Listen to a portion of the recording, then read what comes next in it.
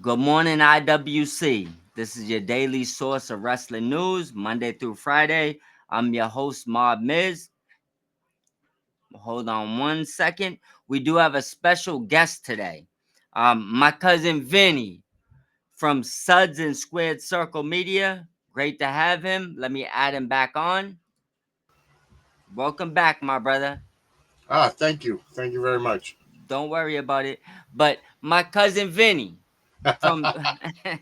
from from Suds and Squared Circle Media. How you doing, my brother? I'm doing good. It's good to be on here with you, and the you know what, everything is going very good, and you wouldn't believe how many times I get that reference. My cousin Vinny. So one of my It, favorite movies. it's a classic, and I know there's might get a little backlash, but salute to the hat, my brother. Perfect time Amen. to be wearing that. You got no problems with me with that. We're gonna have crybabies regardless what we do, right? Yes, yes. Absolutely. So before we even get into it, I seen you was recently blocked by Meltzer. Yeah. I guess I'd ask you about it. Um, I'm not the biggest Meltzer guy. I'm like 50-50, maybe even more towards the other side. But I'm not always in with Meltzer. Any idea why he blocked you, bro? I want to give you the floor for you to let us know.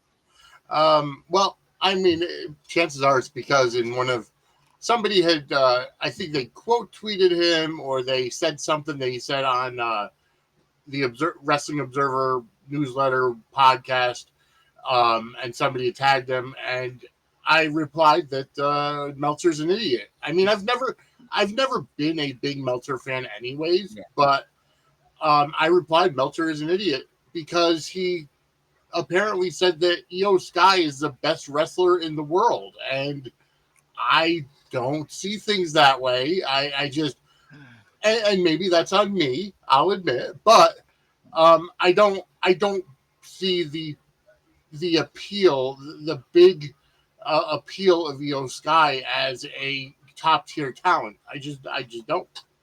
Hey, let me just add on to help you out here. Um, I love Io Sky. So let me first say that, right? As a Mhm. wrestler, she's amazing. Um, but yeah, there's I best wrestler in the world. Mm, I mean, even women's division in WWE, that'd be a tough sell for me personally. And I love Io. You know, uh, Let me kind of clarify yeah, because she's a fantastic athlete. I won't take that yeah, away from her. for sure. Um, I guess I base it on what I've seen her do here in America, and the fact that she can't cut a promo. You know, it's it's one of those things, and I know it's I know that's on me for not giving it to them when English is their second language or whatever. Yeah, Um, I never saw her in Stardom. I never saw her in New Japan. yeah, Um, and I'm not the biggest fan of Japanese wrestling in general because a lot of it is based more on work in the ring based yeah. rather than storytelling or storylines like the American wrestling audience Yeah. gets. Nothing wrong So with that. I can appreciate her athleticism. There are just certain things where I don't like, especially when it comes off over choreographed, or um, I had a problem with the women's war games, not this past one, the one before, when the first year that Io jumped off the top of the cage with the garbage can over her head, and it was just so blatant that she's standing up there for 2 or 3 minutes getting this set, and everybody's crowding around underneath to catch her because she can't see where she's going anyways. So it's like, don't insult my intelligence. Like, that's the kind of stuff that I don't like. But again, that's my prerogative. So for me to hear Dave Meltzer come out and say, "Oh, she's the best wrestler in the world," like, wait a minute, no, that's just not. No. I understand, and that spot was actually horrendous. I think I spoke on it when it happened.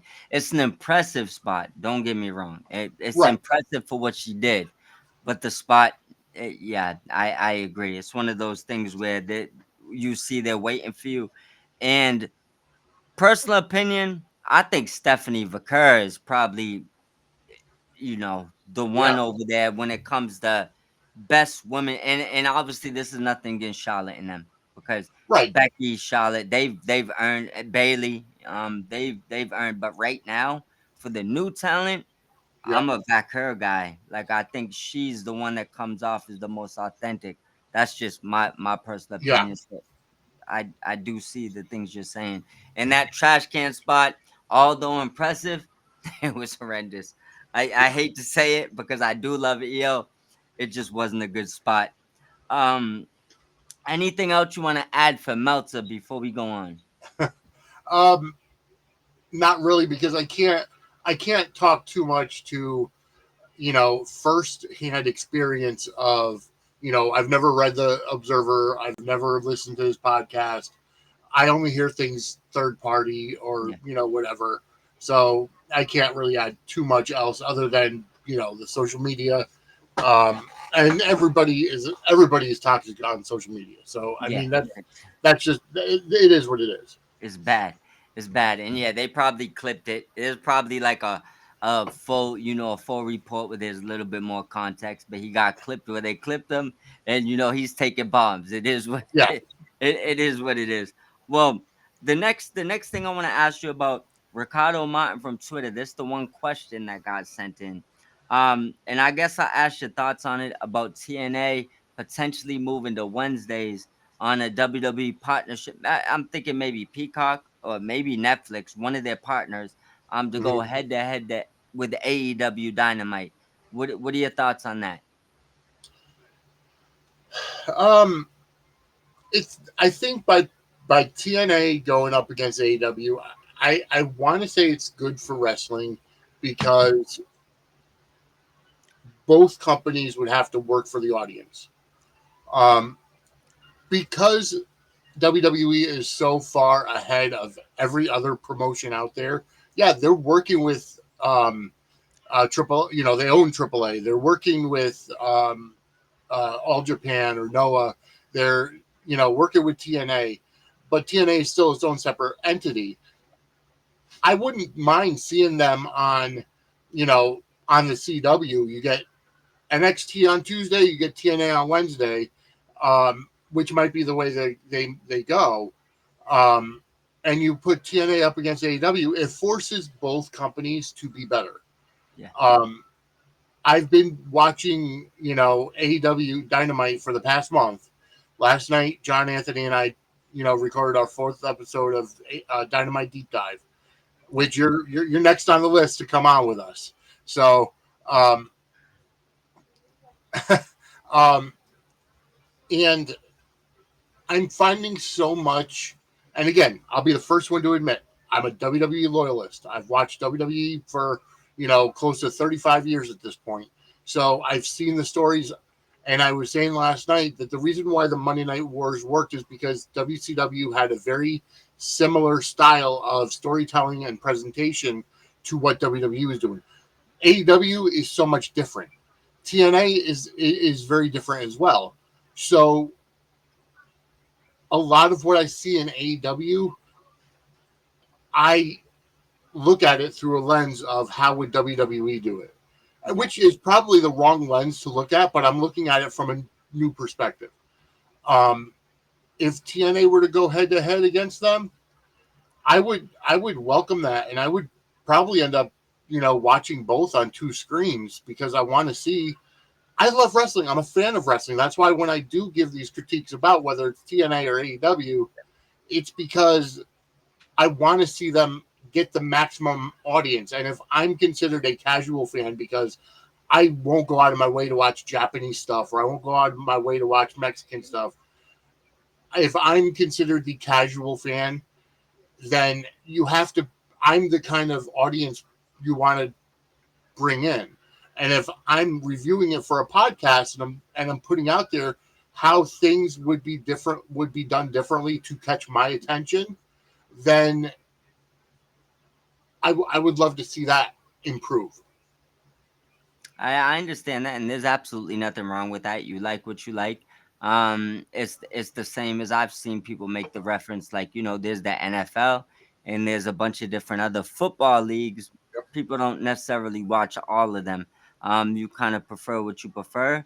and the more they can pull you in, it's gonna be with more of the stuff you like. I personally have no problem with that. It actually leads into my next thing because I seen you have some bold takes. I didn't personally see them. I need to go back and watch the episode. But I seen you yourself saying you had some bold takes last night with John Anthony. Is there Yep. anything you want to touch on? Anything more with what you were saying last night? I feel like there are plot points from Dynamite last night. There was a disconnect. Like there are plot points that they could have hit with next week's show as the go home. Yeah, Whether you put them on social media during the week up until then, even if you want to utilize Collision, there are other plot points that could potentially have been done. Um, During the Adam Copeland and Christian Cage segment, when Copeland was getting beat down by FTR, and then here comes Christian with the bat with nails on it. yeah, Um, it worked. It was a good, it was a good first step towards them kind of rekindling their friendship. Copeland went in for the hug, and Christian, even though he kind of embraced back, it was almost like he didn't want to be there, or he yeah, just wasn't ready for that next step. But then later on in the episode, that Tony Schiavone announces it's been made, official by Tony Khan, Adam Copeland and Christian Cage against Kip Sabian and Nick Wayne at Forbidden Door. Well, wait a minute. Christian didn't look all in. That if I'm Adam Copeland and this has been made official, I don't know if I can trust Christian yet. yeah, So there's, looking at it from a TV universe point of view. Um, so that was one of them. And then when it came to announcing the 10-man lights out tag match at Forbidden Cage match at Forbidden Door, give us one more week of Osprey and Moxley putting their teams together. Like we saw that it's going to be Moxley and Claudio from the Death Riders, Yuda's not yeah, being involved. And then you see Moxley going into the Young Bucks dressing room. We know that he's going to talk to them about possibly joining their team for that match. Fine, leave it there. Just like leave it there. And then and you've bring got back. Osprey, who he shook Darby Allin in the ring. We know those two are going to lead that team. He has a backstage interview, and he's on the phone. He gets off the phone and says, Tanahashi is going to be their next partner. Great. And then he says, he plants a seed and says, we've got two more people we're waiting to confirm. Yeah, And okay, leave it there. But then they're announcing, okay, here are the teams. It's going to be, Moxley, Claudio, uh, Gabe Kidd, and the Young Bucks against, Osprey, Darby Allin, um, Logan Tanahashi, Kenny and Omega, and Kota Ibushi. Kota Ibushi. Okay, how are we? Where were those phone calls even to Omega and Ibushi? Like that could have been done. Utilize the next week, where if it's going to be an all-out brawl, while we have all 10 guys in the ring, there's going to be an all-out brawl. Have Kenny Omega come out to make the save. There's your fifth Yeah, guy. Have Ibushi come out with him, make the save, to solidify the team. Where is Gabe Kidd been? Like he hasn't been on TV. How do we know he's still, associated with the Death Riders? Just all these holes in wrestling psychology, at least television wrestling psychology, I just felt were missing. yeah. They could have marinated a lot of that in a lot of different directions. It does seem rushed. Um, Yeah. it Forbidden Door, I feel like always gets this rushed, in a way, rushed pay-per-view because there's a lot of things they need to push at the last minute that they weren't necessarily doing. But I'm not going to disagree with anything you just said. I totally understand that. Um, just a skim through of Dynamite because I know you went through this. Um, the only things I want to hear your personal opinions on is the MJF Hangman promo, the Young Bucks entrances, which is more comedy at this time, Yep. and Cope and Christian just back together. I know it's rushed. I feel like everybody and their mother knows that, Yep. but just about them being back together. So those are the three things I would just hang on you from Dynamite. Sure. Um, I loved the story thread of MJF and Adam Page. Um, Adam Page has been very wishy washy in the past, whether he's, you know, the day one champion, the day one hero, or aligned with the Dark Order, and then he's a drunk. He's not doing things very well. Then he's coming out in skinny jeans with butterflies on them, and I just didn't like that. he's up and down. He's very up and down. I like the character he's in right now. He Yeah, won the world title from Moxley. He proved that he can beat Moxley, and he got under MJF's skin. Um, I love how he was able to hang in the ring with MJF. But MJF by far is one of the best talkers in AEW, if not wrestling in general.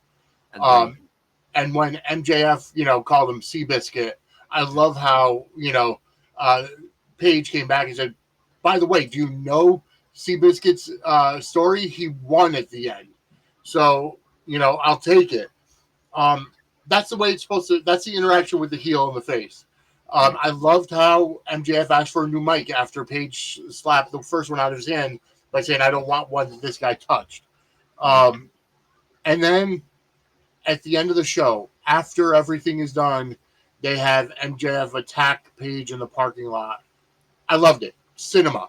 Beautiful. You've got me hyped up for that match, especially knowing that Paige goaded MJF into utilizing his, contract yeah. for that match at Forbidden Door. Um, right? Forbidden Door or All Out? I Forbidden think Door. it's Forbidden Door. So, Forbidden. um, so he utilized that match for that instead of sneaking up and doing the heelish, cowardly thing like similar to the Money in the Bank situation. Yeah, So I loved it. Um, then with the Young Bucks entrance, I mean, I feel like it's a little hokey, having them lose their EVP status, but then going all the way back down to jobber levels and utilizing names and videos from their indie run or whatever.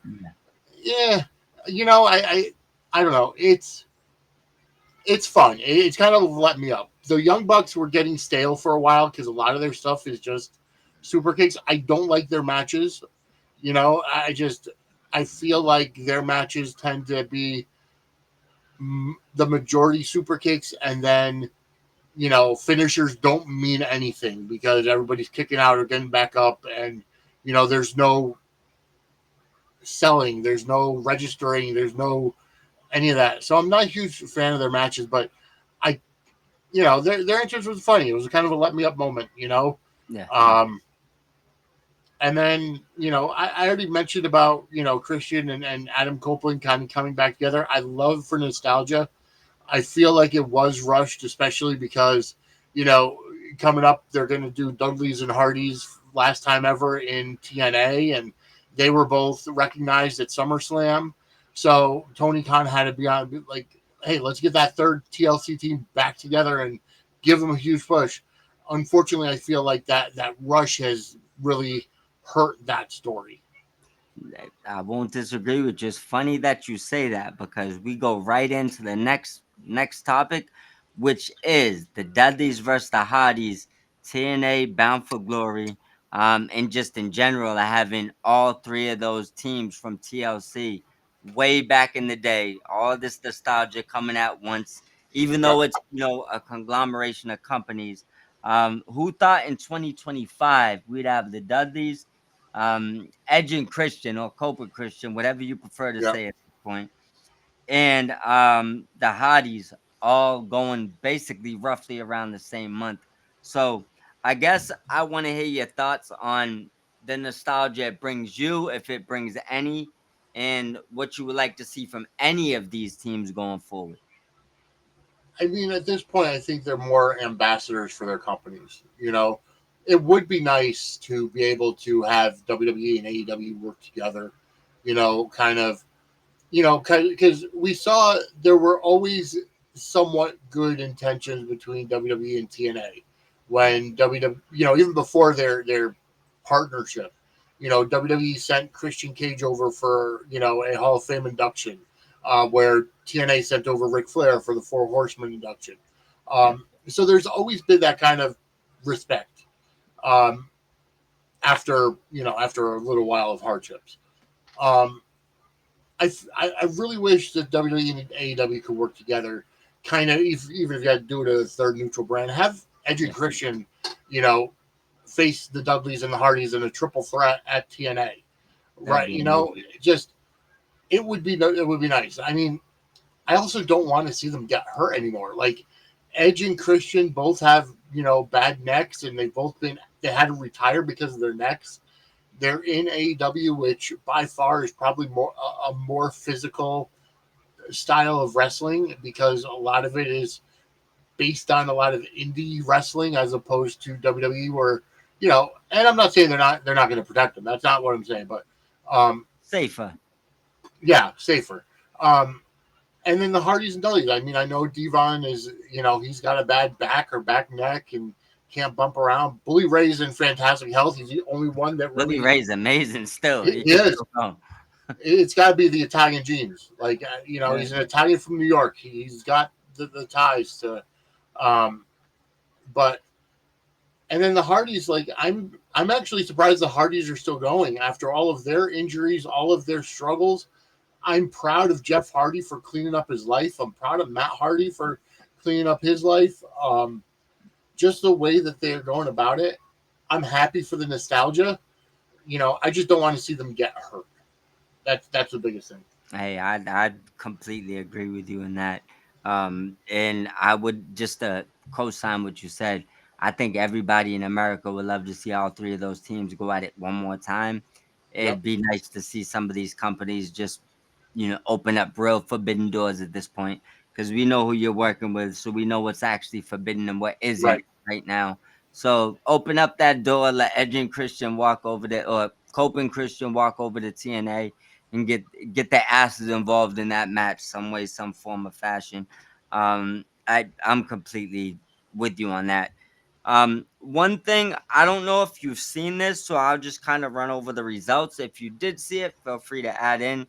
But I do want to give a little shout out to Saturday that just passed. MLW Blood and Thunder. They put on a pretty good show. I'm gonna just run down the results on it. Yeah.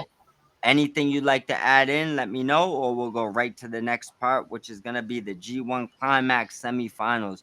We're down to 4. So going on with the Blood and Thunder, that is six-way scramble. Mads Kruger actually defeated Ariel Dominguez, C.W. Anderson, Matthew Justice, Mr. Thomas, and Akumura. They had a lightning match with Paul London and Neon. They ended in a time limit draw. The Opera Cup opening round, Bishop Dyer. I know you're probably familiar with him. You know who Yeah. Bishop Dyer is. Oh yeah. Yeah, defeated Anthony Green. You probably know him under a different name. Oh yeah. Yeah, the MLW World Heavyweight Championship, Matt Riddle versus Dijak, another person I'm sure you know. Actually, Oh another yeah. two people I'm sure you're familiar with. Yeah. Ended in a no contest. The Opera Cup opening round, Kojima defeated Bobby Fish. Tell me where the lie is. Singles match, Shotzi defeated Ava Everett, and another Opera Cup opening round, Mystico defeated Quan. Now, going into the G1 Climax, semis is going to be Saturday. The finals is Sunday. We got Saber Jr., Zack Saber Jr., that is, versus Takeshita, and Evo versus Yoda Suji. Obviously, the two winners will go face to face on Sunday. Is there anything you want to touch in there before I go to the next segment? Not really. I mean, I really don't follow New Japan too much, or nor MLW. Although a lot of the names that were on the MLW card, I have heard whether they're former WWE, AEW, or like I will say that Dijak was probably the first guy that I actually liked from the Indies. I saw him at an indie event years ago, and he had it, and I just kind of followed his career since then. Yeah, Obviously, Bishop Dyer, Baron Corbin, yeah, he got some great takes on um, Busted Open, Off the Ropes with or Off the Top, I think it's called, with Coach on yeah. Siri, Pro Wrestling Nation 24/7. Um, yeah, I mean, I don't follow them regularly, but I can appreciate, and I like the fact there are a lot more organizations out there putting on quality wrestling. Yeah, Dijak and Daya, two of the people right now that have me interested, like focused on that company. Why I've been looking Yep. at it.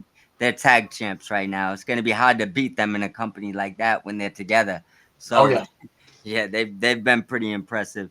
One other thing I want to add in, we have the four-way match, which is for Monet's TBS title match or TBS title, excuse me.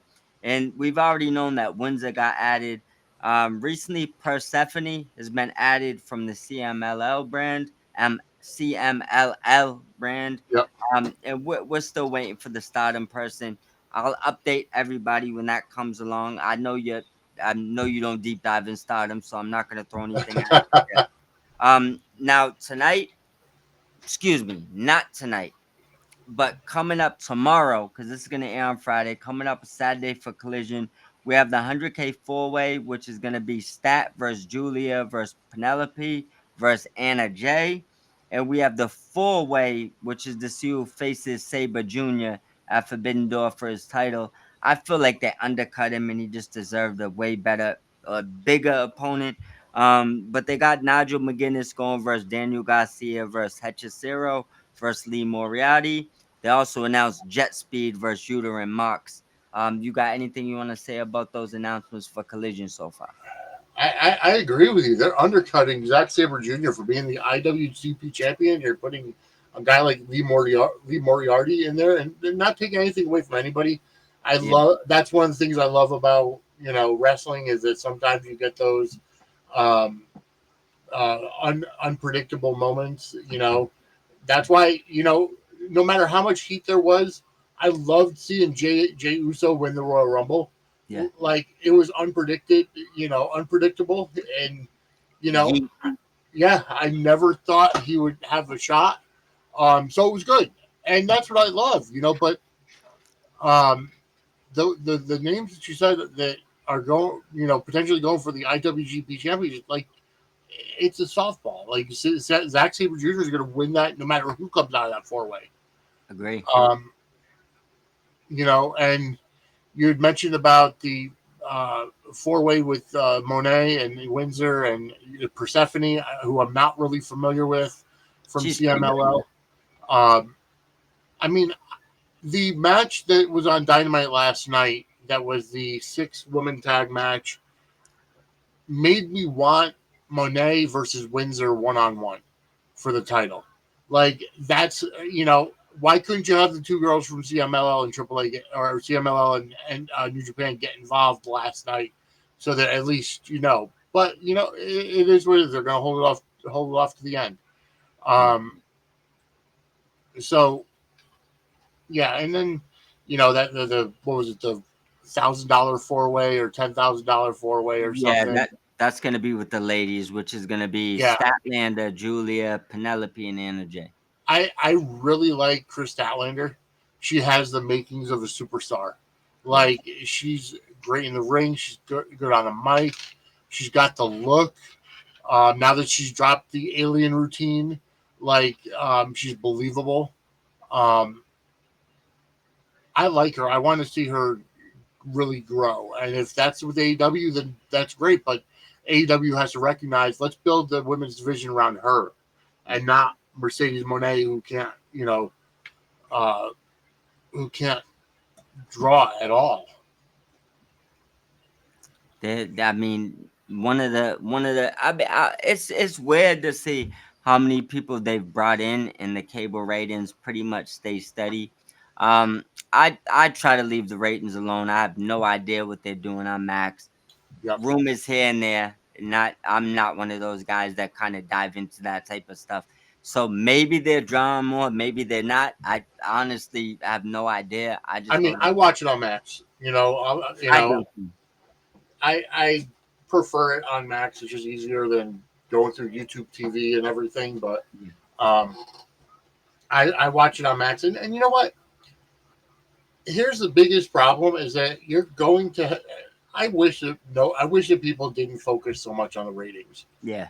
That's not for us as fans to look at. Yeah. It's Yeah. kind of the same thing. It's the same thing in the soap world.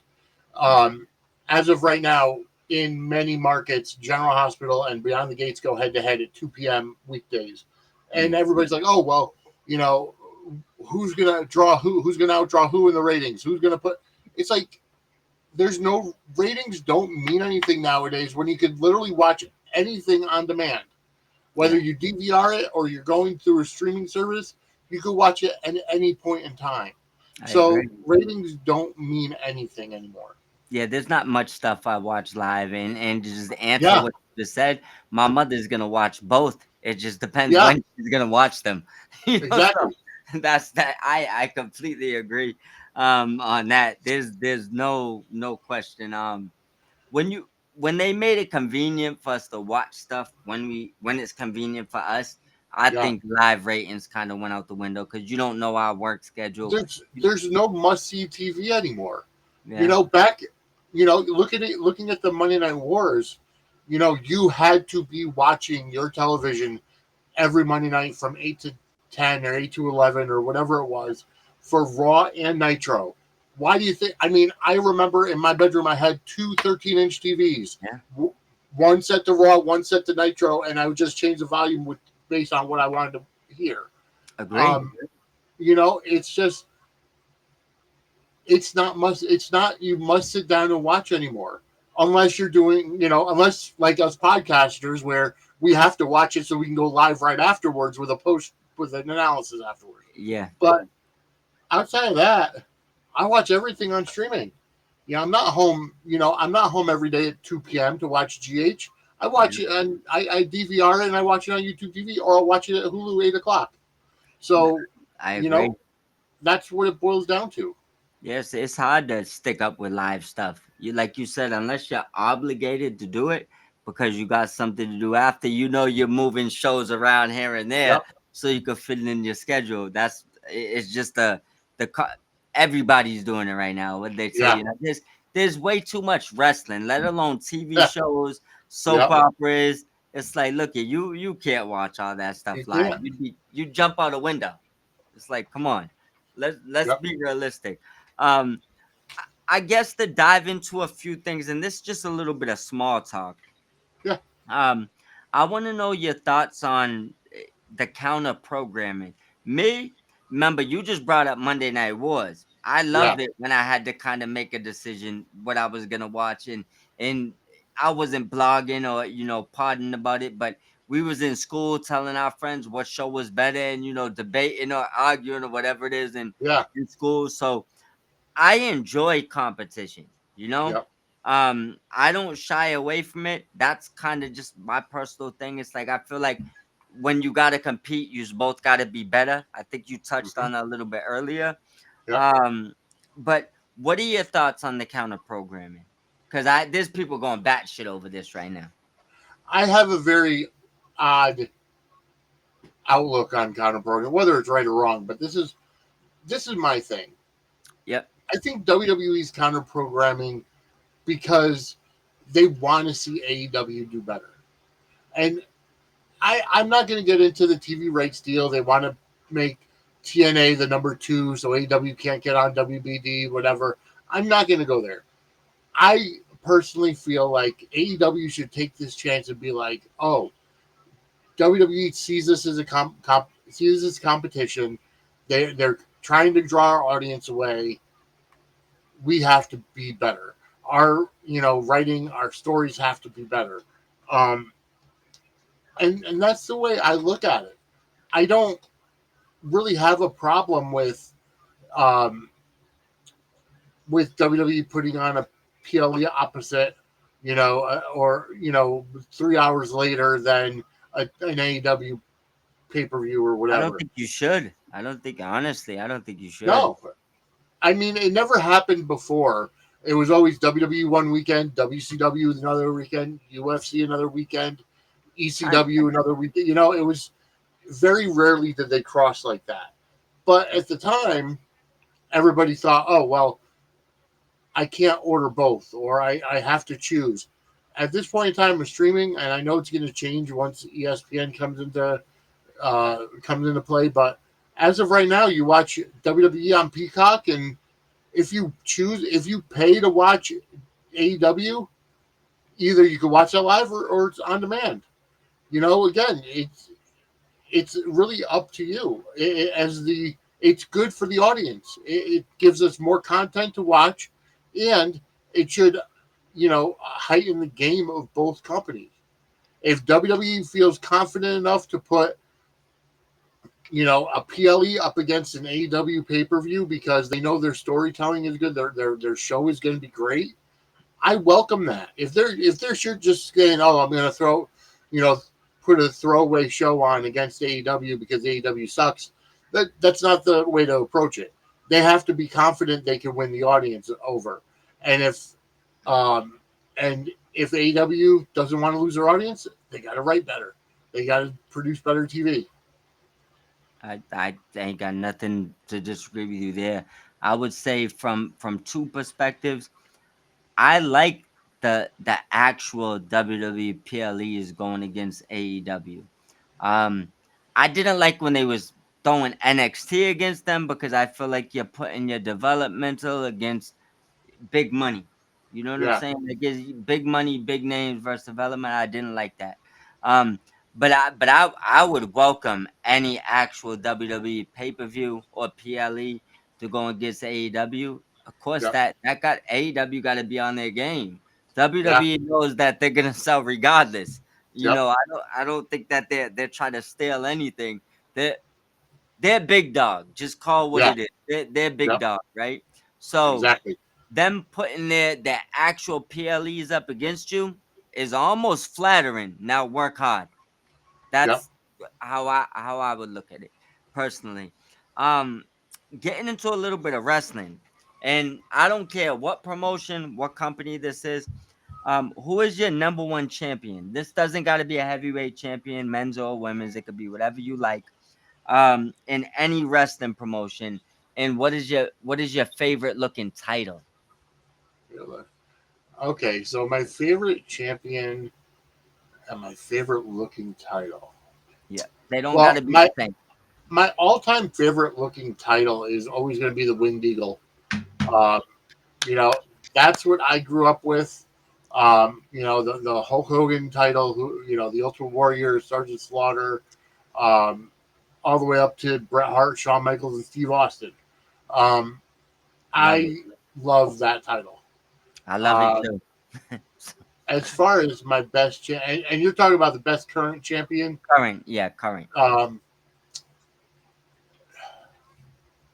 I've got to say Obafemi, as Right. the NXT champion. I see a good future for him if used well when he gets up to the main roster. Now that Brock Lesnar is back, Obafemi, Brock Lesnar, book it. Oba goes over. Oh yeah, Please, yes. I'm a heavy advocate for that. I think Oba he's the ruler. I think they could give him the word if they want to. yeah, It's like you said, booking. Um, this is something that Ace Humphreys, you probably seen him on Twitter. I've yep, seen this question go from him to Ricochet to a couple other people, so I guess we'll touch on it. yep, Um, he had his top four high flyers of all time, I believe. I'm just gonna go on the fly. If I miss one, I apologize. But I believe it was Rey Mysterio, Rob Van Dam, Will Ospreay, and I'm not gonna find the fourth one without looking. But I seen Ricochet revise that and say when you talk about top high flyers, You got to talk about the actual top high flyer, and then who made the biggest impact. So this is where we're gonna focus on. Okay. Um, what would you say is the best high flyer, meaning the one that wowed you the most, right? And Yep. then I have a funny feeling who most people's biggest impact high flyer is probably gonna be the same. So you could go whichever order you want. The biggest impact for a high flyer Yep. and the best high flyer all time in your opinion. There's no wrong answers. Um, Best high flyer.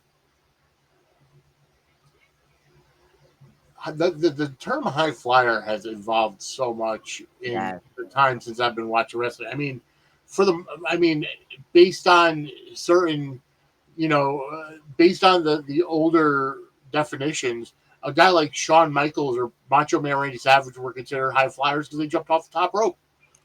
Nowadays, you really can't call that a high flyer anymore.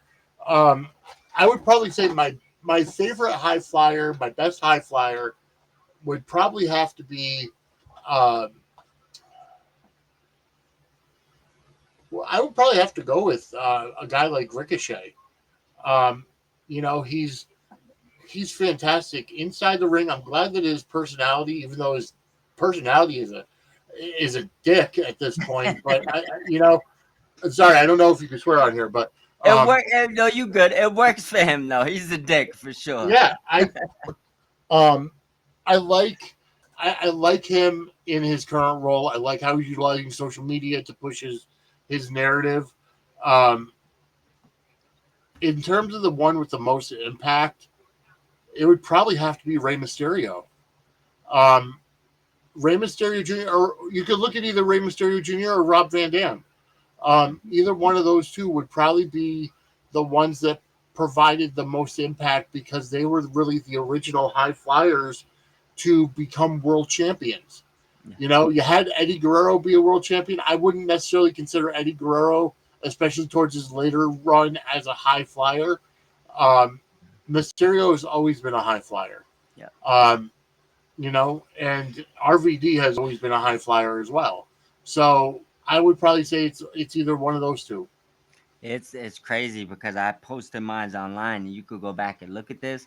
When Yeah, Ricochet put that right, I believe Ricochet is the top high flyer all time just because the fluidness, yeah, how easy it looks. It just he just the things that I thought was like super spectacular growing up, he made look so much easier. Like it's yeah, like oh I effortless. So that's why he's my number one, and Rey Mysterio's my goat above yeah, anybody. Not even just high flyers. So when it comes to Impact, WCW, ECW, WWE, he's probably the first one you think of when you think of a luchador mask and yeah. high flying stuff like that. So he Impact definitely got to go to him. Another Unless guy you know, that you could no, go you're absolutely right. Another guy you could look at if you look at it from a different perspective, a high flyer, ahead. Bam Bam Bigelow.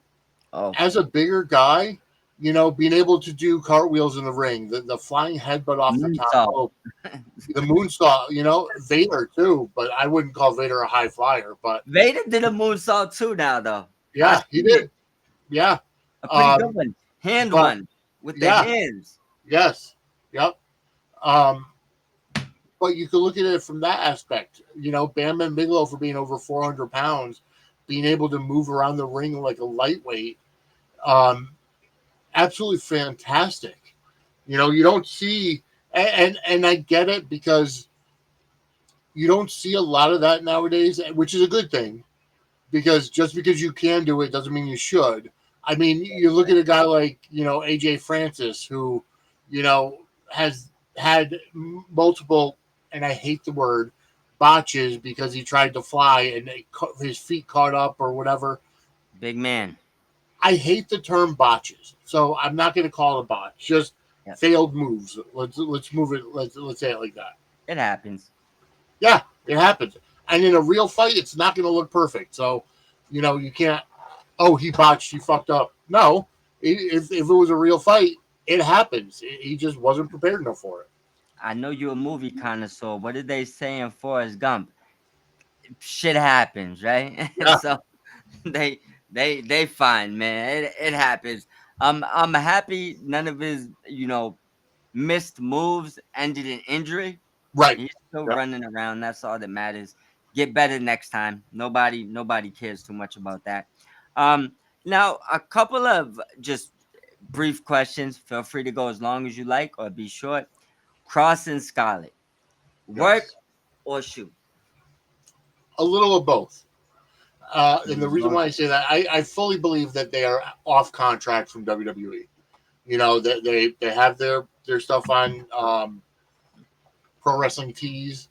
You know they're accepting bookings, but he's Yeah, on a book tour. So you know he's doing the interviews, he's doing the PR, the press, he's doing book signings. He's got stuff to do in while he's not under contract with WWE. Do I think that he and Scarlett will be back? Absolutely, 100%. Give it 6 months, give it a year, they'll be back. And I feel like there's a an offer waiting for the both of them um, when the time is right. Um, I it's I it's agree. funny because my co-host on Suds News and I were just talking about this in regards to an actor on General Hospital, Josh Kelly, who might I say I found out was a Roddy Piper fan, which makes total sense. Um, but he recently came off of contract at General Hospital and went to a recurring status. So the way that soap operas are set up, which is a little different than wrestling when it comes to the contracts, is that if you're a contracted talent, you're at the stage whenever the writers need you, whenever the directors need you for a scene. If you're on recurring status, and then the contracted talent can't go to other shows. They have to be with General Hospital. If it's the same genre, like they can't be on contract at GH and then be on contract at Young and the Restless. It Yeah, can't. It won't work. They could be on, a different genre, a different style of show, like a web show or a primetime show or whatever. Um, when you're recurring, you have the freedom to say, "I'm sorry, I have another booking on this day. I can't come in for this taping." Um, gotcha. so you can recur. Guys like Wally Kurth, he recurs on General Hospital and Days of Our Lives. He has, he's got an established character on both because he's not under contract either one. He just goes back and forth. Um, and it's happened in the past. Josh Kelly recently dropped down from contract to recurring, and that doesn't mean that he's leaving the show. That doesn't mean that they're killing off the character that he plays. It simply means he wants the freedom to go do other projects without feeling like he's tied into the writing at General Hospital. If he can't make it, he tells them, "I can't make it," and they either do a recast for the day or they, film it another time. But he wanted that freedom to do more. Sounds like a The smart situation business here, move. what was that? Sounds like a smart business move. It is, especially because he and his fiance are writing indie movies, so he has to be available for those. Nice. Um, so this thing with Cross and Scarlet, I feel like he's got the freedom to do what he wants. He'll pop up in MLW, he'll pop up on TNA, he'll pop up in Japan, he'll pop up in Indies, rebuild his name, and then when the time is right, he'll be back with WWE. I agree. I think he has a contract knowing that he'll be back. But Yep, right now it's about getting the biggest pop so you could return the yep, biggest star you could possibly be. I could be wrong.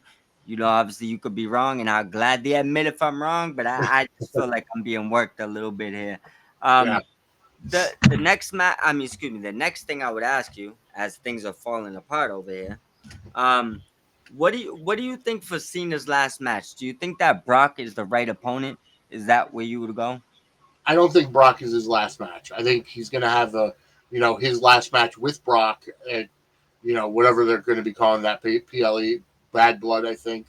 Yeah, Um, that'll be the last match with Brock. I feel like his last match needs to be somebody current that needs the rub.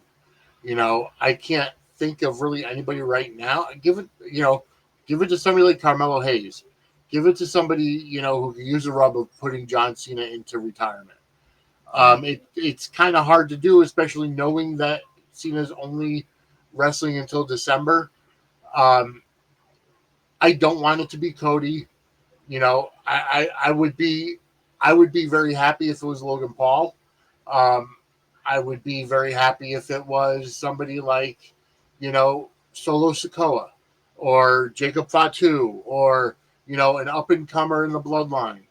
I don't want it to be somebody who's really already established, like an AJ Styles or Seth Rollins or Roman Reigns, or whatever. I would love it to be somebody younger that needs the rub of retiring John Cena.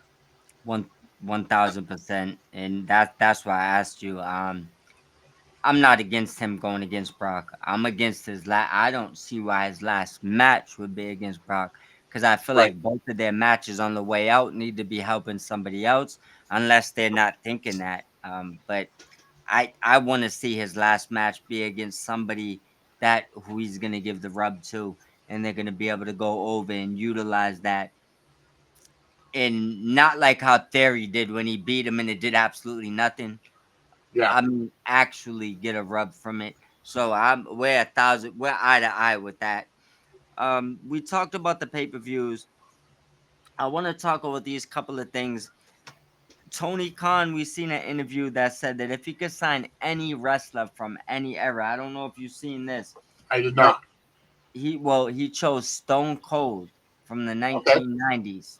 He said that that would be the number one wrestler to have for any decade at any wrestling point to start a company with. Agree or disagree? Let me know what you're thinking. It's a loaded question because is he talking after Stone Cold was already Stone Cold, or is he talking, Yep. you know, Steve Austin when he was stunning Steve Austin? No Um, stunning Steve Austin all and right, no so Austin was it's an already established Stone Cold Steve Austin. Yeah, yes. I mean, I would that's great. I mean, if you can utilize Stone Cold Steve Austin as your number one babyface or anti-hero or whatever, that's great. But you got to have a powerful heel for him to work with, you Mhm. know. So yeah, no, I think that's a great answer. Oh, I guess I'll throw you. I'll make it even more loaded. If you could see Stone Cold versus Stone Cold in his prime versus anyone that TK has at his disposal right now in the Texas Death Match, who would you pick? I mean, that's an easy one. That's Dustin Rhodes. Mm, no problem. I got absolutely no problem with that answer. I I had a few ideas where you was gonna go. I didn't expect that one, but you know what? I won't question that because I love that answer. Um, now but I a could, little but you know uh, what? I could also see a fantastic story with MJF. that would be great. That I mean, I could see him thrown into a Texas death with MJF and Hangman right now if he was in the right, right Yeah, shape. Because nothing like the rattlesnake in the '90s. I don't think exactly. not many Yeah. people are going to debate that. Now, a little bit of contract news, and I announced most signings this week, but I did see that Kota Ibushi re-upped another 2 years with AEW. I'm not sure how long his contract had left on it because I don't think it was coming to an end. So it might, added 2 years to whatever was left. And then it came out that Hook, now known as the Batman, jokes aside, actually re-upped a multi-year contract in 2024. I guess that's why that NXT, interested just kind of just went away. He must have resigned earlier than that. Now, a little bit of injury news before we're gonna get to the good stuff that is personalized to you, my brother. All right. Um, Osprey cleared. I have no idea what happened here. I don't know if he worked us like Seth Rollins worked us. I don't know if he just wants to get that match off in London and then he's gonna go back on the show. But he's back at it for Forbidden Door, so he's gonna have a match. Samoa Joe, they announced he fractured his ankle not once but twice on the Twisted Metal scene. I thought maybe they was gonna drop the belts last night and Yeah. give him over to LFI due to maybe an injury. And no, Joe's good, I guess. Joe Joe choked somebody out, I believe, Dralistico. So Yeah. he wasn't ready to give the belts out. And I don't know if you've seen an update on this. Have you seen any updates on Naomi? I haven't. I haven't seen any updates other than Brian Alvarez speculating that she could be out for a long time, kind of reading between the lines. Maybe she's pregnant. Um, Again, none of this is confirmed. I don't know for sure. It just remains to be seen. But they did say something to the effect of, well, listen to, her and Jimmy sitting down with Stephanie McMahon on their interview, and that might give you some insight. I don't know. I didn't listen to it, so I don't know if they're trying to have a baby, which, fantastic for them, but poor timing for your career at that point, being that she's the world champion. Yeah. Uh, but I don't know. I haven't heard anything. Yeah, I that the pregnancy thing I've heard thrown out there as well as injuries. We obviously seen her bike or her little suitcase motor scooter go over a wire. I don't believe that injured her, even though I know Yeah, some people are joking about that. Pregnancy seemed unlikely because right now I feel like if that's what they was gonna do, she should have. Oh, not should have. I don't want to say that, but probably would have told them before they gave her right, the title. So I'm gonna assume that there's something going on, either a pregnancy she didn't know about right. or injury. But I'm hoping we get an update on this soon, and I'm Yeah, wishing her and Big Jim the best. We obviously don't want to see her on the shelf, and this was the chance for her to really have a good run. So it exactly. absolutely sucks. Now, first thing I'm gonna ask you before I even hit you with the 10 questions of doom, right? I seen that you posted the 15 artists to get to know you, and that it was a pretty impressive list. Retweeted from Chan Man on Twitter.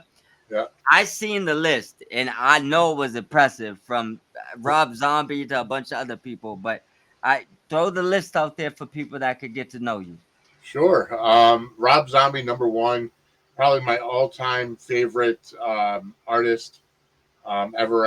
I've seen him in concert more often than anybody else.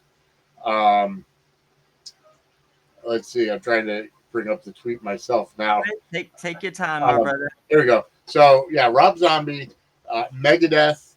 As a matter of fact, the Megadeth, their song "Symphony of Destruction" is actually what got me interested in listening to metal. Um, you can't go wrong with Metallica. Um, Right. Weird Al Yankovic. I'm a huge Weird Al fan. Finally got to see him in concert last month in Dayton, Ohio. I had nobody to go with in Connecticut when he came, so I had to go to Dayton and go with my wife's friend. I know Um, you remember the Coolio song he remixed. I'm in paradise. Oh yeah, yep. And probably um, the best stage show I've ever seen. He's And, amazing. and his stage show is up there with Rob Zombie. That's how great he is. Um, Rev Theory, and I know they're the ones that do Randy Orton's theme song voices, Yeah. which I sure hope Jelly Roll does not do a cover of. Keep it as it is. Don't leave well enough alone. Um, Don't touch it. in this moment, um, they're a fantastic group. Maria Brink is the lead singer. I saw them first opening for Rob Zombie and Korn, um, and they caught me. Ozzy Osbourne, again, classic. Saw him in concert twice. My very first concert was Ozfest 1999. Nice. So that's where I first saw both Zombie and Ozzy. Um, Limp Bizkit, one of my all-time favorite bands. Godsmack, um, Toby Keith. Toby Um, Keith. That he yeah, came out of nowhere, huh? yep. I I love Toby respect it. Keith. God rest his soul. Great artist, and he had a stint in TNA. He helped build. He helped Jarrett with TNA for a little bit. I respect Um, it. Trace Adkins, another great country singer. Kid Rock. Legend. American Badass really defined an era, so to speak. One of Detroit's finest. Yep. Saliva. Actually, I found out about Saliva through WWE because their song "Click Click Boom" was was a theme for a pay per view back years ago. Nice. And then you can't go wrong with Jim Johnston. You No know, way you he's could go wrong with that. obviously being one of the key force behind WWE themes for 30 plus years. And then Rick Derringer, you know, he did Real American, which has been an anthem. I'm a Hulkamaniac for life. So, you know, that song Real American Yeah. is on my workout list, on my driving playlist, just all the time. Yeah, that song up there with a few of the Rocky themes, along with a few other songs, it's like they're always gonna be there. People just have a hard time separating. Like, look, eh, you could I won't tell people what to think about people, but if you can appreciate what Hulkster did for Yep. wrestling, I don't know, man. We just not kind of driving down the same street. And I'm not here to argue with all the negatives because you can Right. find negatives with everybody. It's not something I'm willing to do. Find a little bit of good Yep. and be better than the next person. Fair to say. Yeah. Now, a couple of questions for Mr. Vinny. My All right. cousin Vinny, right? Now Yep. these are questions directed strictly for you. All right. Take as long as you like. First thing, and some of these are double-ended questions. So y'all see which ones. Yep. First thing, what got you into podcasting? And as far as mainstream podcasters, who is your main go-to right now? Um, Second question first. Probably my go-to mainstream podcaster is Jim Cornette. Um, Between him and Conrad Thompson, and I know Conrad has a lot of personalities with him, but he's Yep. the main one that ties them together. But anytime either 83 weeks or any both either of Cornette shows come up, they Yep. go right to the top of my listen now, Yeah. regardless of what else I have downloaded. Um, in terms of getting me into podcasting, I've always had a knack for entertaining people. I started public access TV show in 1997. Um, you know, cable access, New Haven, Hamden, and West Haven, Connecticut. It was at the time it was called the VVB Sports Wire. Um, because my name is Vinny and my friend Vinny and my friend Brett, we kind of just VVB. That's where it came from. Um, and we ran that show for like 7 or 8 years. At one point, even the television station who never carried any high school sports or anything.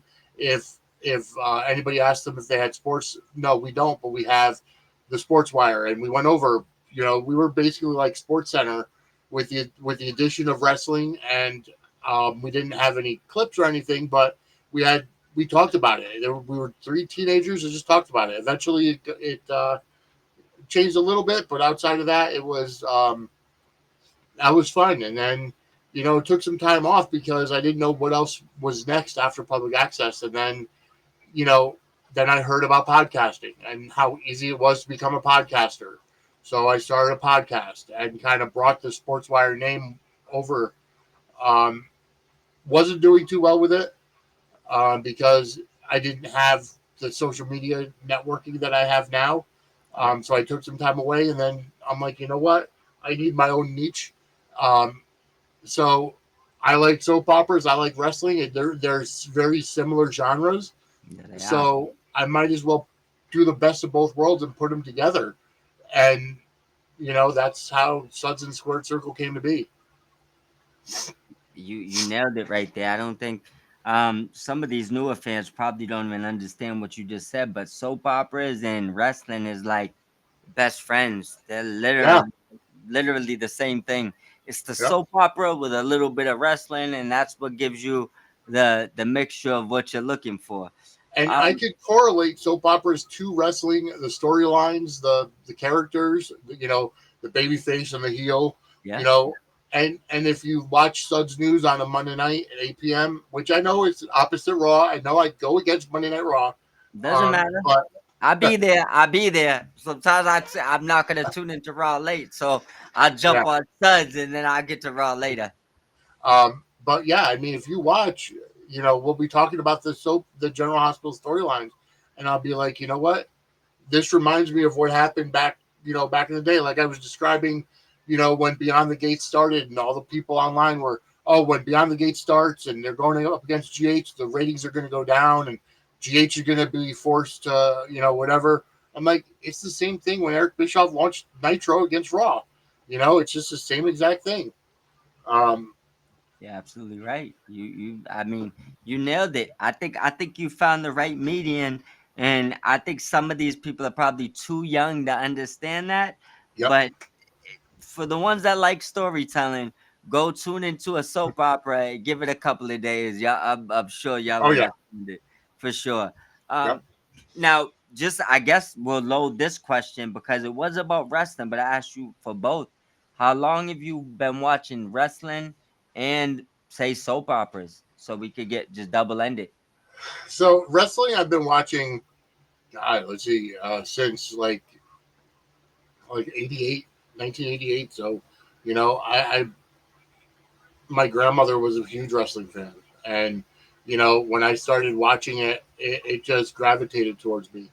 Um, what I really liked about it, obviously, seeing Hulk Hogan, larger than life, say your prayers, eat your vitamins, believe in Yeah, yourself, train, that spoke to me. Absolutely, that spoke to me.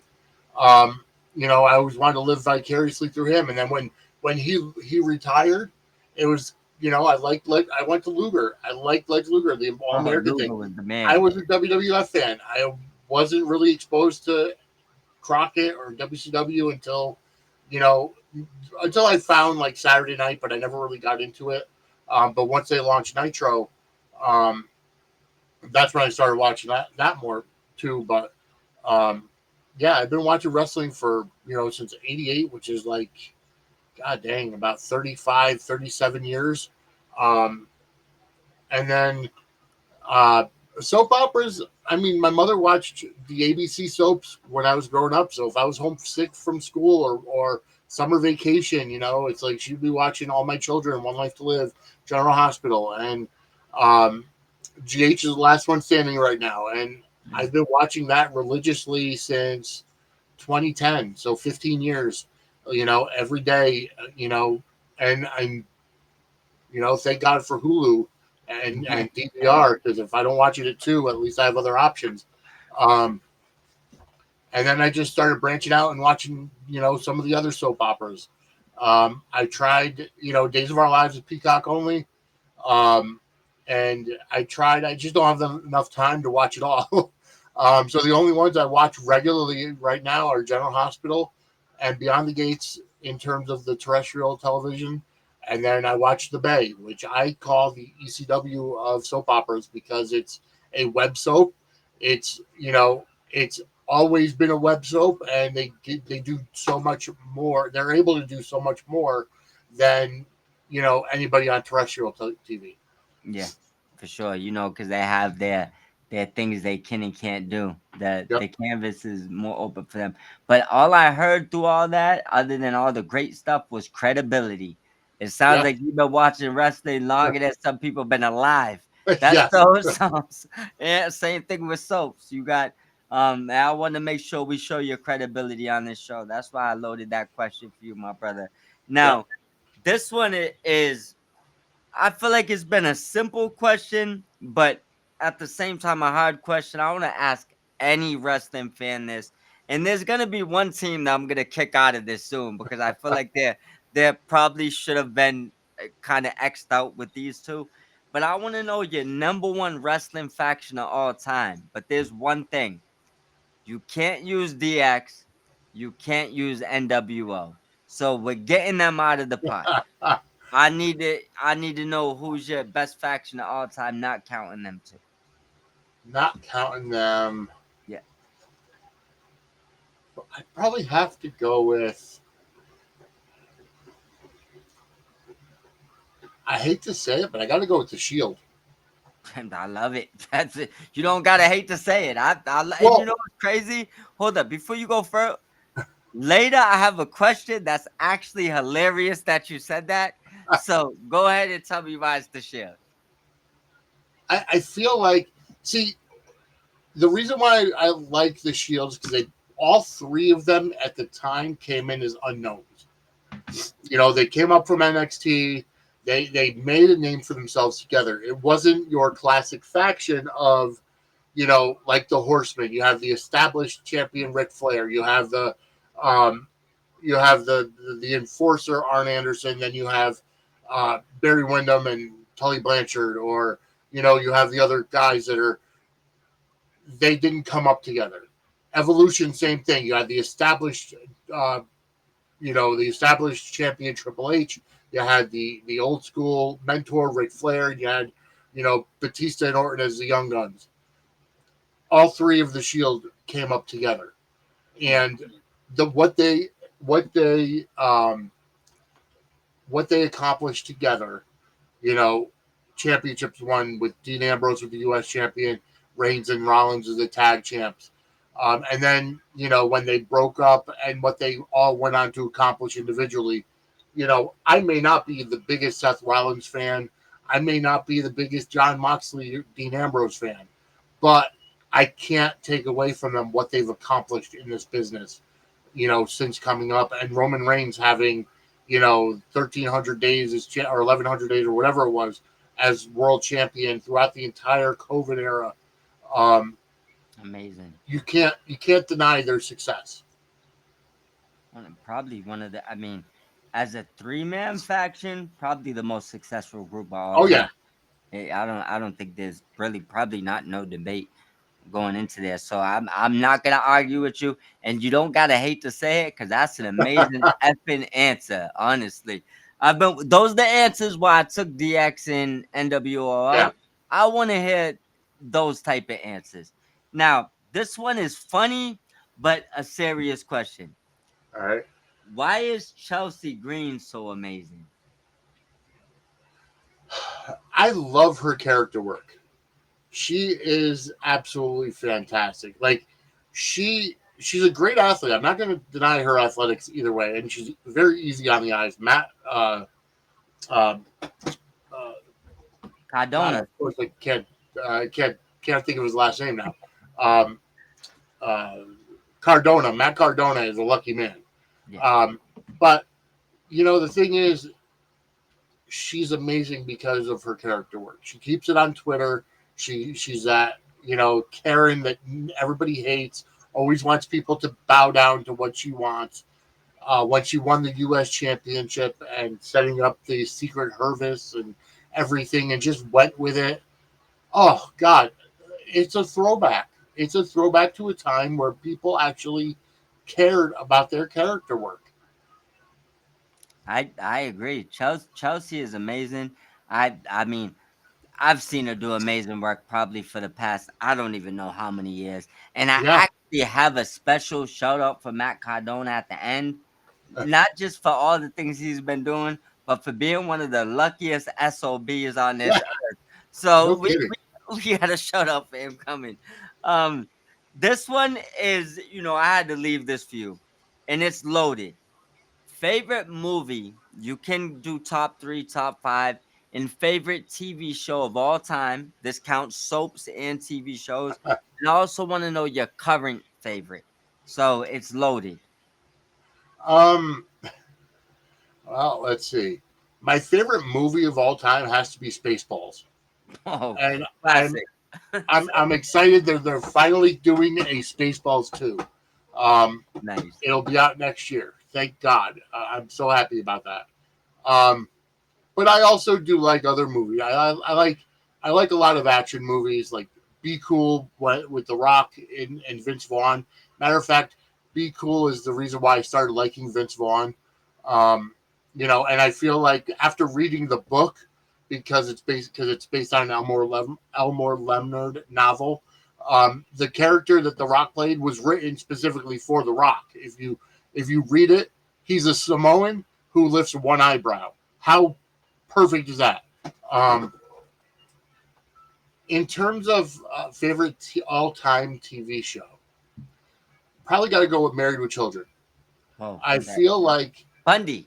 yeah, it's a class. I mean, the creators were wrestling fans, which is why their last names were Bundy, and King Kong Bundy was on the show a couple of times, and I think Coco Beware was on one as well.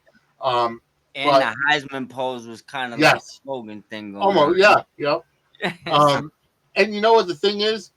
I've heard rumors, or there was supposed to be a almost a reboot of it as an animated show, with the original characters reprising their roles. I've heard rumors. I don't know how true it is, that'd be but nice. they're not going to be able to get away with as much as they did back in the early in the 90s when they started, when they were Yeah, on they it. would have got canceled immediately. That they'll be can't. Yeah, exactly. Too many people are so sensitive nowadays. We can't have good things no more. That's No, all we it's can't. about. We just can't have good things. It's gonna get canceled.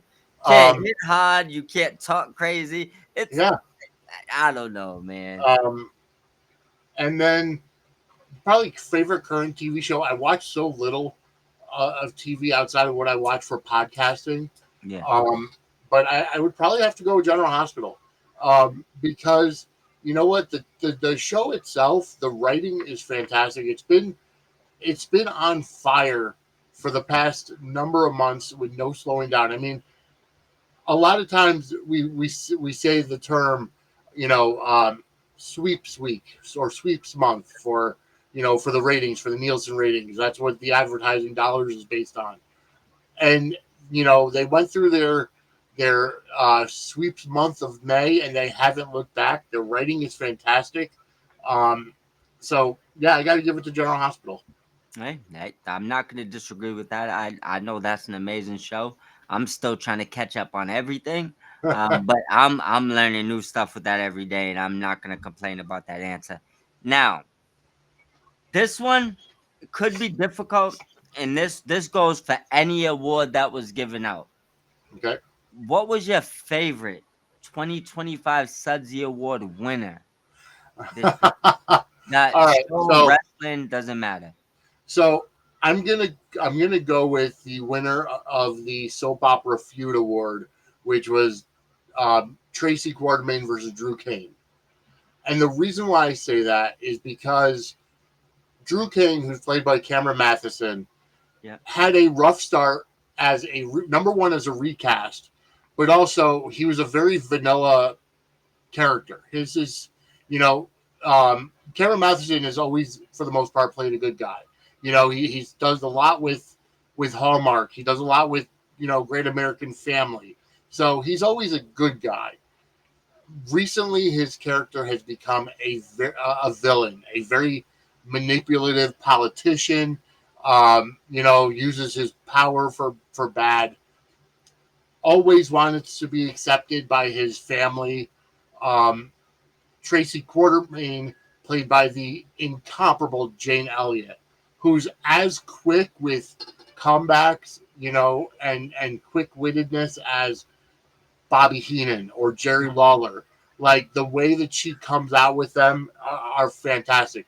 She plays Tracy Quartermain, who is um, Drew's great aunt, and she's the matriarch, supposed matriarch of the Quartermain family, and they have gone back and forth for the past 6 to 8 months regarding all, something as little as Drew have keeping the Quartermain name, and then Drew being like, "Well, if I don't get my name, I'm gonna have the family crypt torn down because it's 5 feet over the property line," and then just these really soapy stories that came out of that feud.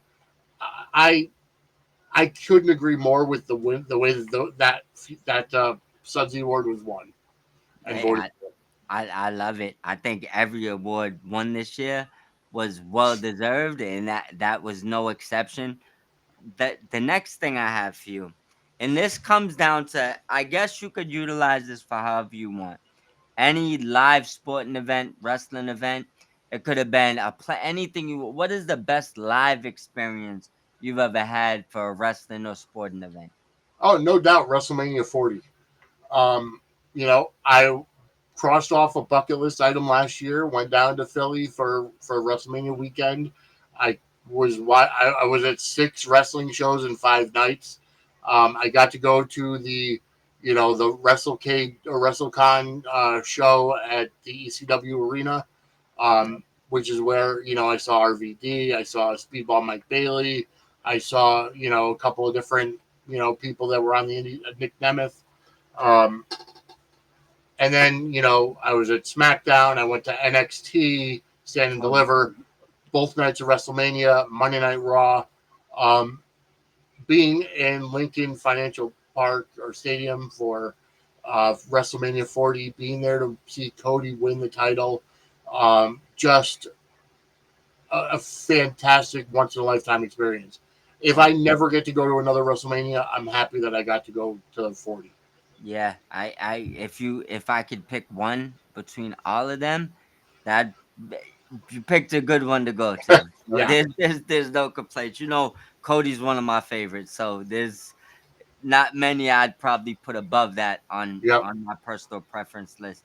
Now, this comes down to your show. In your background, we got it in both backgrounds. Suds and Squared Circle Media. Yep.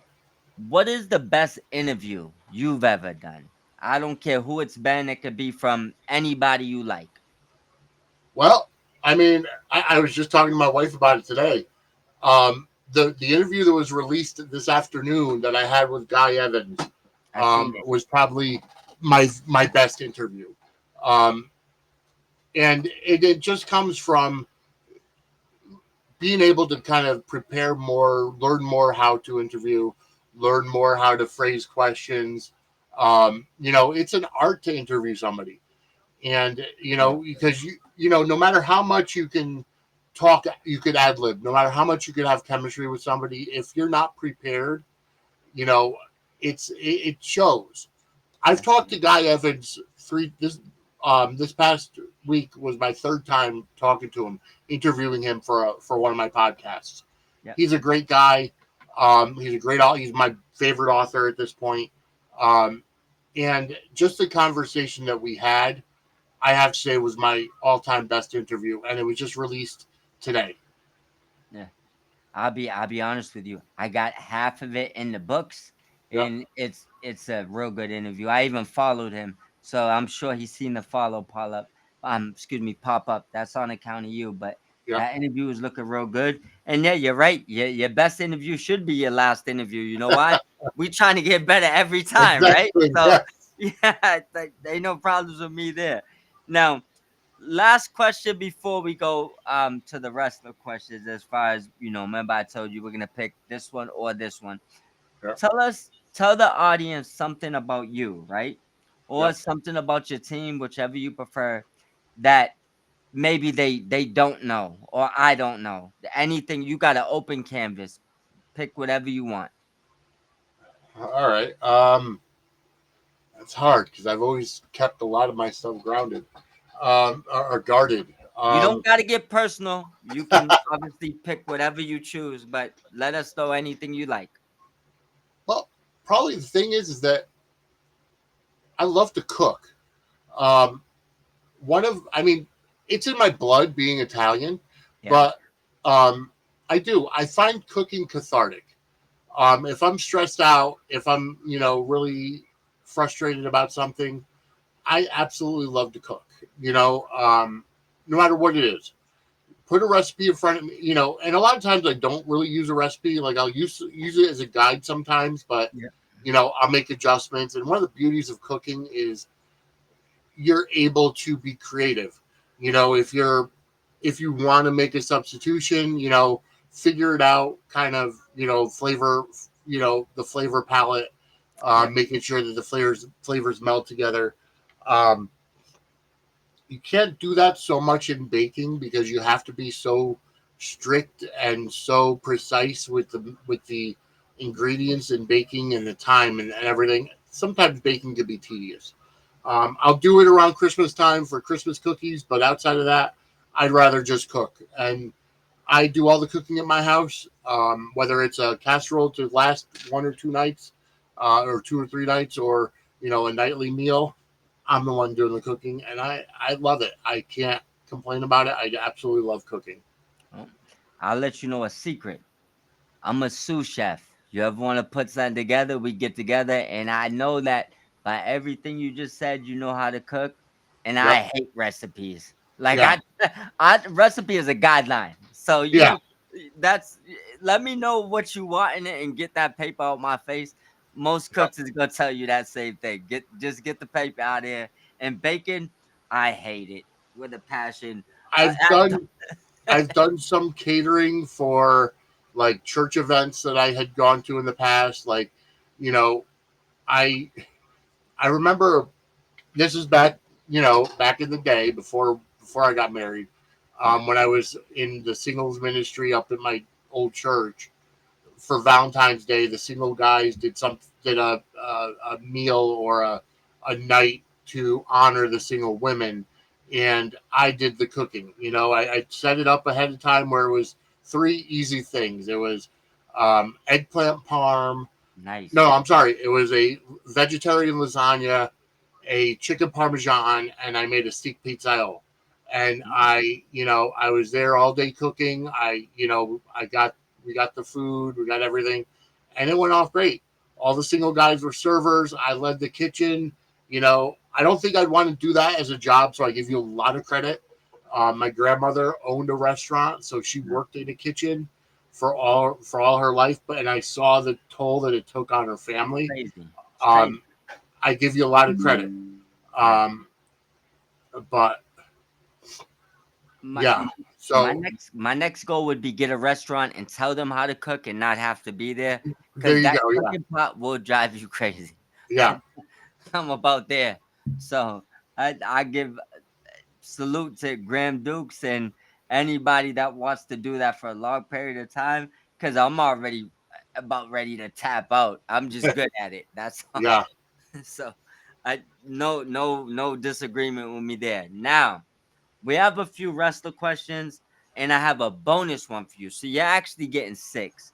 One Okay. of them is a triple threat. And just to give you an idea of this goes, basically I named two wrestlers for you. You tell me which one you prefer. I know you have a drink over there. If you decide you don't want to pick one or it's too close for you, you can take a shot. I don't care if it's juice, water, whatever you want, or liquor. So that's your choice. And then at the end of that, I want you to make sure you let everybody know where to find you, anything you have coming up, promote anything you have in the works, and Okay. take as long as you want, and then we'll go from there. All right. Now, as far as the rest is, I feel like I got a few funny ones, but I'll start off with the one that you kind of set me up for earlier, and I had it written down already, and I think I know the answer, but I still gotta ask. All right. So you said the Shield is your number one group of all time. Yep. So one of the things I had written, and I don't know if you'd be able to actually, I don't know, I'll text it to you, but I have it written down for the first question, right? Yep. Roman Reigns, John Moxley, or Seth Rollins? Roman Reigns, no doubt. I knew the answer, but when I prepped these, I didn't know you was gonna Yeah. kind of give me the answer earlier. So I'll start with that one. Next one, I got a funny one.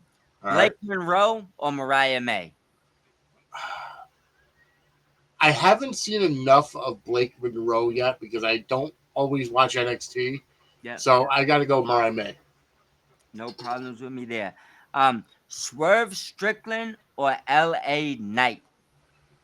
Oh, this is a tough one. I got to go LA Knight. Hey, no problem with me from there.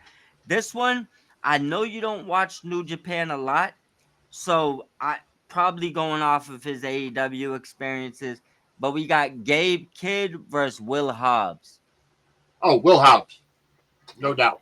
no problem with me. Now this one, I set it up different, but you said something earlier that's gonna make me change this one. Okay. It originally was Bam Bam Bigelow or Yokozuna, right? Okay. But I feel like you lined me up to ask you this one. Bam Bam Bigelow or Vader? Oh,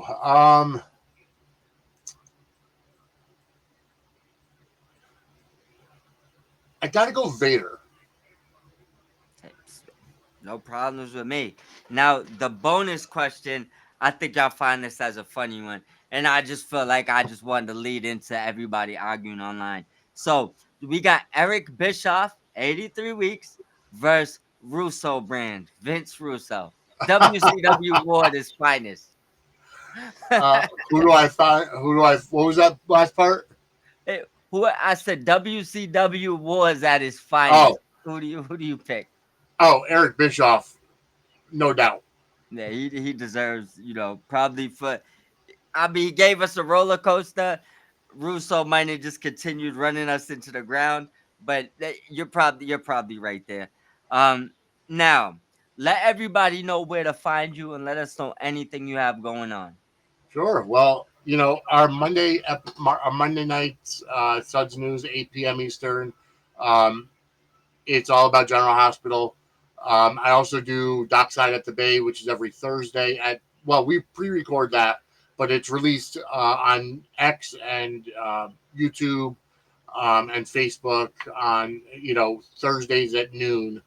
Um, I'm also on the Dynamite Deep Dive with John Anthony every Wednesday after Dynamite goes off the air, which is kind of like me chronicling my journey into getting into AEW. Um, on X, you could find me at Vinny Suds. That's my personal account. And then that's also the same on Facebook, Vinny Suds. At Suds Media is our network X account, which I usually use that most of the time. Sometimes it's hard to switch back and forth It is. with multiple Twitter accounts. Um, Suds and Squared Circle Media on Facebook is the network page as well. At Suds and Squared Circle, which is on Instagram and Threads. And then recently I've been doing more TikToks, which is at Suds underscore squared underscore circle. Been doing the shorts and the reels. And then youtube.com/ at Suds dash media um, for for the network, and hit that subscribe button and turn on the notifications because there's a whole bunch of soap opera and wrestling content coming your way all week. A- Absolutely. You're 100% right. And down below, I do got the at Suds Yep, Media, one of the Twitter accounts, and I got the at Suds/media, which is the YouTube. yep. Subscribe to both along with everything he just said. And we do have some shout outs. And the first shout out is going to you, Vinny, and Suds and Squared Circle Media. For Thank you, everything you do from the soap operas to the wrestling to the Sudsy Awards. thank Keep you. doing what you do, my brother. I know there's a whole conglomeration of people with you, and they're all doing a great job. So make sure you keep pushing. It was definitely amazing to hear your story from beginning to end, and I'm trying to be here somewhere in the middle with you to get you over the top. The next shout outs is gonna be for Coda Abushi and his new deal. Reason being is I know for a couple of years it was looking dire, like he wasn't gonna get back to his old self. He does look like he's back to his old self. I'm sure that's what kind of warranted the 2 year re up. I want to shout out Chair Shots Sports, always John Anthony along with the team. The Elite Mob podcast. I want to give Holly Berry a 59th birthday shout out. Nothing to do with wrestling, but remember, we're here talking shows, wrestling, a whole Yep. bunch of other stuff. So we're going to give her a shout out. I There told actually is a 1 degree separation with Halle Berry and wrestling with David Otunga in that movie The Call. It was a WWE produced film too. So This is why we have you here, right? So you're absolutely right. I want to give Mojo Raleigh, a name we haven't heard in a while, a shout out yep, because I seen he actually helped Mercedes Monet with her Crunchyroll partnership. That's interesting. There is a full story out on that. I do want to also give Matt Cardona, the Matt Cardona, Mr. Ninja Turtles himself. Big shout out for being a lucky SOB. I said this earlier. He's literally reconstructed himself. He's ran the Indies. He's got an amazing wife. Both of them is charisma through the roof. yep, The sky is the limit. I definitely want to give them a shout out. And lastly, I'm gonna give Prince Nana Coffee a shout out because we're affiliates. The links below, right here yep. somewhere. For every bag you grab, we get 10% sent back to this podcast, which helps us bring this content to you. Is there anything you would like to add in, my brother? Is that from the Prince Nana? Is he the one that puts that out? That is from the Prince Nana Because I know AEW. Bishop Dyer has his own coffee out now, Yeah, so I didn't know. yep, they're all pushing, but yep, that is from the Prince Nana. That QR Okay, code was sent you directly to his website. Anything you buy is with my coupon that sends 10% here. It also gives you a discount. So feel free to check that out. But it is the Prince Nana from AEW. And I mean, he's a great guy and I like what he's doing. But anything else for you like to add in, Vinny?